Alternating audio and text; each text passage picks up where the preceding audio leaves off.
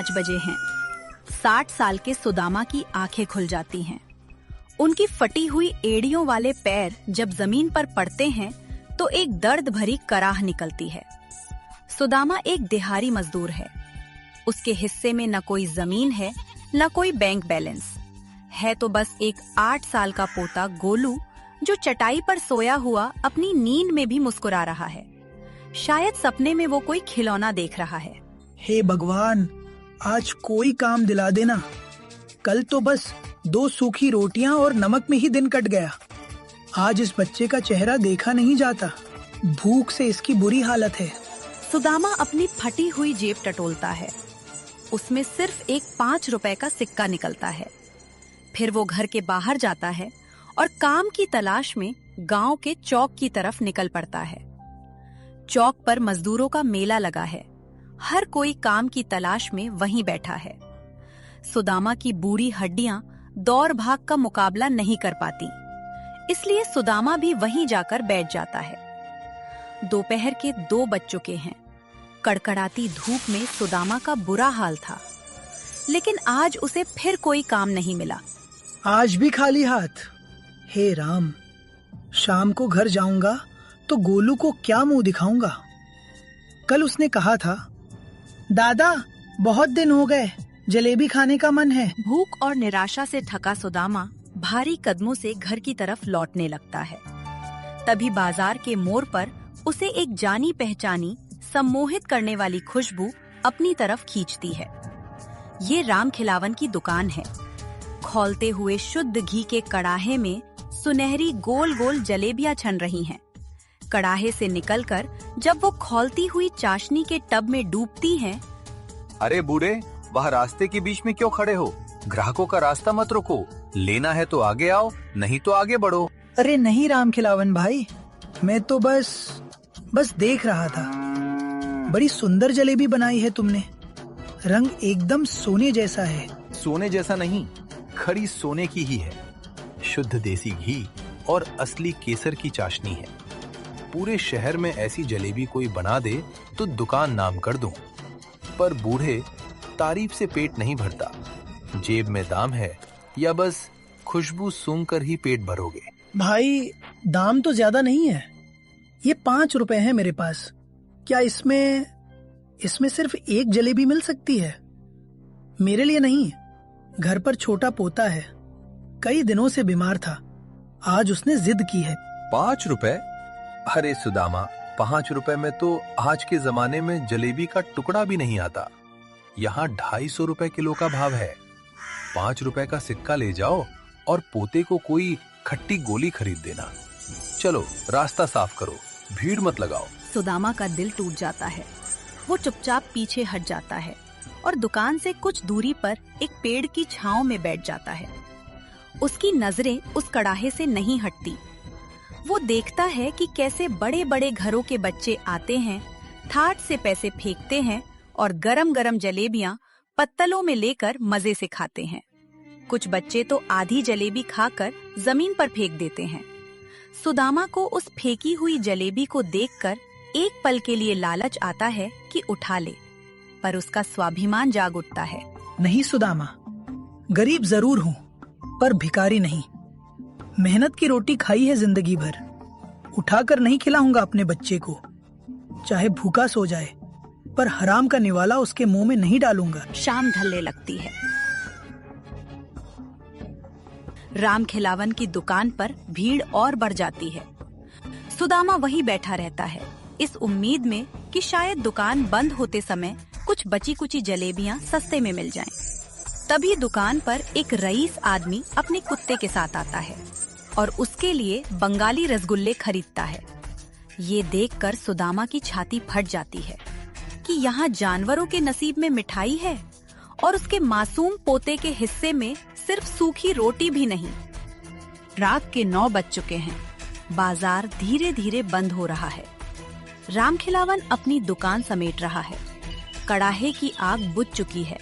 चाशनी के बर्तन खाली किए जा रहे हैं। सुदामा अभी भी उसी पेड़ के नीचे बैठा है, ठंड से कांप रहा है। राम खिलावन की नजर उस बूढ़े पर पड़ती है जो दोपहर से वहीं बैठा है। राम खिलावन का दिल थोड़ा पसीजता है। वो कड़क मिजाज जरूर है, पर पत्थर दिल नहीं। ओ सुदामा, इधर आ। दोपहर से वहीं भूत की तरह क्यों बैठा है? घर नहीं जाना क्या? तेरी बुढ़िया रास्ता नहीं देख रही होगी। बुढ़िया तो 5 साल पहले ही छोड़कर चली गई राम खिलावन भाई। घर पर बस वो बच्चा है। खाली हाथ जाने की हिम्मत नहीं हो रही। सोच रहा हूँ जब वो सो जाएगा तब चुपके से घर में घुस जाऊंगा। जागते हुए जाऊंगा तो जलेबी मांगेगा। देख सुदामा, दुकान का धंधा नियम का पक्का होता है। बिना पैसों के मैं किसी को सामान नहीं देता, क्योंकि लक्ष्मी नाराज हो जाती हैं। पर आज दुकान के काउंटर के नीचे सफाई करते हुए मुझे ये कुछ टूटी हुई जलेबियां मिली हैं, जो छानते वक्त टूट गई थीं। ये बिकने लायक नहीं है। इन्हें मैं फेंकने ही जा रहा था। फेंकने जा रहे थे? हाँ, तो तू ऐसा कर, ये जो तेरा 5 रुपए का सिक्का है ये मुझे दे दे, और ये जो टूटी फूटी जलेबियां हैं इन्हें इस दोने में ले जा। पर याद रखना, किसी से कहना मत कि राम खिलावन ने 5 रुपए में जलेबी दी है, नहीं तो मेरी साख खराब हो जाएगी। सुदामा जानता था कि राम खिलावन झूठ बोल रहा है। वो टूटी हुई जलेबियां नहीं थीं, बल्कि राम खिलावन ने जानबूझकर 2 ताजी रसीली जलेबियां तोड़कर उस दोने में रख दी थी, ताकि सुदामा का स्वाभिमान भी न ठेस पहुंचे और उसका काम भी हो जाए। सुदामा की आंखों से खुशी के आंसू बहने लगते हैं। वो कांपते हाथों से 5 का सिक्का राम खिलावन की हथेली पर रख देता है। राम खिलावन भाई, तुम इंसान नहीं, भगवान हो। मेरा गोलू आज बहुत खुश होगा। भगवान तुम्हारी कमाई में बरकत दे। अंदर की भावुकता को छिपाते हुए राम खिलावन कहता है, अच्छा, अब ज्यादा मक्खन मत लगा, जा यहाँ से। मुझे दुकान बढ़ानी है। और सुन, कल सुबह जल्दी आना। चौक पर एक नए गोदाम में कट्टे ढोने का काम है।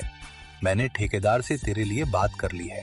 सुदामा धीरे धीरे नहीं, बल्कि मानो हवा में उड़ते हुए अपनी झोपड़ी की तरफ भागता है।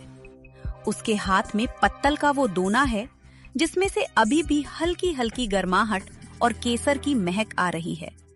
झोपड़ी में एक छोटा सा दिया जल रहा है। गोलू पेट के बल लेटा हुआ जाग रहा है और भूख के मारे उसकी आंखों में आंसू हैं। जैसे ही सुदामा पैर रखता है, खुशबू झोपड़ी में फैल जाती है। दादा, ये कैसी महक है? क्या आप सचमुच ले आए? हाँ मेरे लाल, देख, तेरे दादा हार कर नहीं आए। गरम गरम जलेबी लाया हूँ। राम खिलावन भाई ने खास तेरे लिए भेजी है। दादा, कितनी सुंदर जलेबी है। पर दादा, ये तो टूटी है। हाँ बेटा, ये टूटी हुई जरूर है, लेकिन इस दुनिया की सबसे मीठी जलेबी है। इसमें चाशनी के साथ साथ एक भले इंसान की दुआ भी घुली है। खा ले बेटा। गोलू बड़े चाव से जलेबी का एक टुकड़ा मुंह में डालता है। उसके चेहरे पर जो संतोष और खुशी चमक उठती है, वो किसी महल के राजा को भी नसीब नहीं होती। फिर गोलू सुदामा से कहता है, दादा, आधी आप भी खाओ। अकेले खाऊंगा तो पेट दुखेगा। बहुत मीठी है बेटा, बहुत मीठी है। उस अंधेरी फटी हुई झोपड़ी में, जहाँ रात के खाने के लिए अनाज का एक दाना नहीं था, वहाँ आज संतोष की सबसे बड़ी दावत उड़ाई जा रही थी। सुदामा को समझ आ गया था कि जिंदगी का सबसे बड़ा स्वाद महंगी दुकानों में नहीं, बल्कि अपनों के प्यार और इंसानियत की चाशनी में होता है।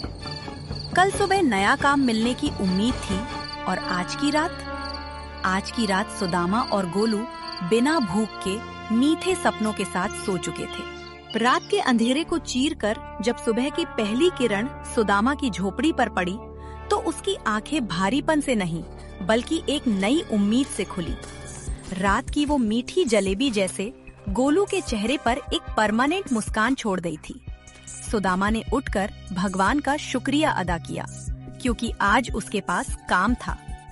जब सुदामा गांव के चौक पर पहुंचा, तो वहां रोज की तरह मजदूरों की भीड़ थी। लेकिन आज सुदामा को किसी के सामने हाथ फैलाने की जरूरत नहीं थी। राम खिलावन ने सचमुच ठेकेदार से बात कर रखी थी, इसलिए वो सीधे ठेकेदार के पास पहुंचा। अरे सुदामा, राम खिलावन भाई ने तुम्हारी बहुत तारीफ की थी, पर ये कट्टे ढोने का काम है। भारी अनाज की बोरियां हैं। तुम्हारी उम्र देख लो, संभल पाएगा? मालिक, उम्र भले ही बूढ़ी हो गई हो, पर इस पेट की आग और पोते की जिम्मेदारी आज भी जवान है।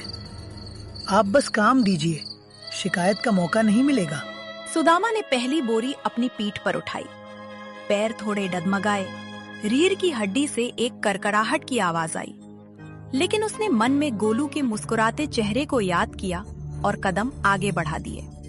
दोपहर तक सुदामा ने बिना रुके 20 कट्टे गोदाम के अंदर पहुंचा दिए थे, लेकिन आज उसके चेहरे पर थकान नहीं, एक अजीब सा सुकून था। दोपहर को जब ठेकेदार ने उसे उसकी दिहाड़ी के 200 रुपए हाथ में थमाए, तो सुदामा को लगा जैसे उसने कुबेर का खजाना पा लिया हो। काम खत्म करके सुदामा सबसे पहले राम खिलावन की दुकान की तरफ मुड़ा। दुकान पर आज भी वैसी ही भीड़ थी और कड़ाहे से गर्मा गर्म जलेबियां छन रही थीं। सुदामा को आते देख राम खिलावन मुस्कुराया। और कहा, क्यों सुदामा, आज फिर 5 रुपए का सिक्का लाए हो या आज रास्ता बदलने का इरादा है? नहीं राम खिलावन भाई, आज 5 रुपए नहीं, पूरी दिहाड़ी कमा कर आया हूँ। आज तुम्हारे उस धंधे के नियम का मान रखूंगा। आज मुझे पूरे 1 किलो जलेबी तौल दो। आज मेरा गोलू पेट भरकर जलेबी खाएगा। और हाँ, ये टूटी हुई नहीं, एकदम साबुत होनी चाहिए। अरे वाह, आज तो सुदामा राजा बन गया है। ठीक है, तो नियम है। राम खिलावन ने तराजू उठाया और फटाफट 1 किलो शुद्ध देसी घी की जलेबियां तौल दी। लेकिन जब उसने पत्तल का डिब्बा सुदामा को दिया, तो उसका वजन 1 किलो से कहीं ज्यादा था। राम खिलावन ने उसमें चुपके से 2 बड़े बालूशाही भी रख दिए थे।